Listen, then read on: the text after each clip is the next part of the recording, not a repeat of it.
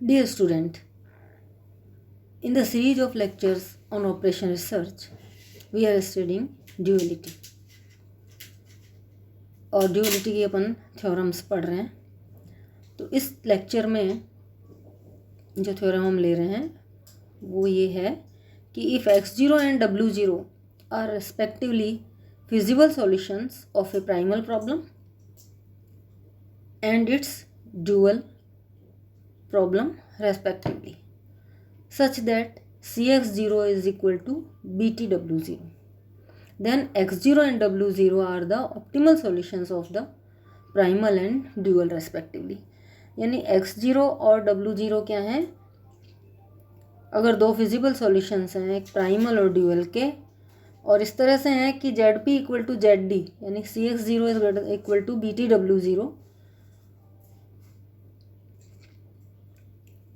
Then ये दोनों जो होंगे वो प्राइमल और ड्यूअल के रेस्पेक्टिवली ऑप्टिमल सॉल्यूशन होंगे. प्रूफ देखते हैं इसका. तो ये सब प्रूव करने के लिए अपन ये मान लेते हैं कि x1 is a feasible solution of primal. एक कोई फिजिबल सॉल्यूशन ले लिया x1 अदर देन x0 जो दिया हुआ है इसके अलावा, और w0 दिया हुआ है अपने को ड्यूअल का फिजिबल सॉल्यूशन. तो यहाँ पे अपन ये मान के चलें कि x1 जो है प्राइमल का फिजिबल सॉल्यूशन है, w0 जो है वो ड्यूअल का फिजिबल सॉल्यूशन है. तो अपन ने जो पिछले लेक्चर में जो थ्योरम पढ़ी थी उससे अपन लिख सकते हैं कि Cx1 is greater than equal to BTW0. लेकिन यहाँ पे अपने को क्या दिया हुआ है? Cx0 इक्वल टू BTW0, यानी Cx1 is greater than equal to Cx0. इसका क्या मतलब हुआ कि x0 is optimal solution of the primal problem. Primal problem कौन सी ली है यहाँ अपन ने? Minimise ZP equal to Cx with constraints Ax greater than equal to B, x greater than equal to 0. तो ये प्राइमल प्रॉब्लम अगर अपन कंसिडर करते हैं और x1 इसका फिजिबल सॉल्यूशन है और w0 जो क्वेश्चन में दिया हुआ है वो इसके ड्यूअल का फिजिबल सॉल्यूशन है, तो अपन ये प्रूव कर चुके हैं कि इस केस में Cx1 is greater than equal to BTW0. लेकिन ये भी दिया हुआ है थ्योरम में कि Cx0 इक्वल टू BTW0, यानी Cx1 is greater than equal to Cx0. इसका मतलब ये हुआ कि x की z की जो वैल्यू अपने को x0 पे मिलती है Cx0, उसके अलावा अगर कोई भी फिजिबल सॉल्यूशन ले लेंगे अपन x1, तो उससे जो Cx1 यानी ZP की वैल्यू मिलेगी वो हमेशा बड़ी होगी. Cx0 से हमेशा Cx1 बड़ा होगा क्योंकि x1 अपने कोई भी फिजिबल सॉल्यूशन लिया है और x0 अपना दिया हुआ सॉल्यूशन है, तो उससे हमेशा वैल्यू ज़्यादा मिलेगी.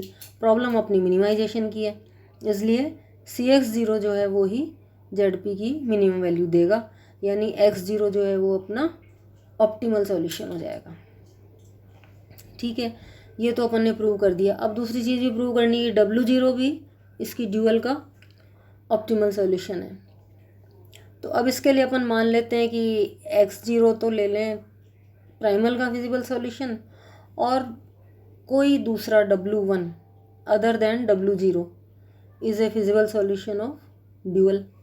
तो दो सॉल्यूशन अपने पास कौन से हो गए इस बार? x0 प्राइमल का और w1 ड्यूअल का.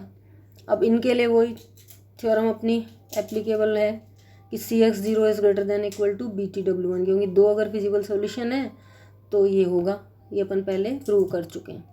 Cx0 is greater than equal to BTW1. But एक चीज़ और दी हुई अपने को कि Cx0 is equal to BTW0.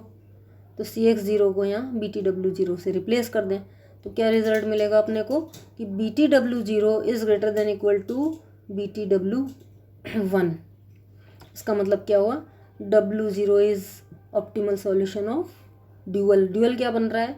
Maximise ZD equal to BTW, ATW less than equal to CT, W greater than equal to 0. तो इसका मतलब ये हुआ कि w0 के अलावा अगर अपन कोई भी फिजिबल सॉल्यूशन लेंगे w1 क्या है? एनी फिजिबल सॉल्यूशन, तो क्या रिजल्ट मिलेगा अपने को कि BTW0 यानी ZD वो हमेशा बड़ा होगा किसी और फिजिबल सॉल्यूशन के कंपैरिजन में।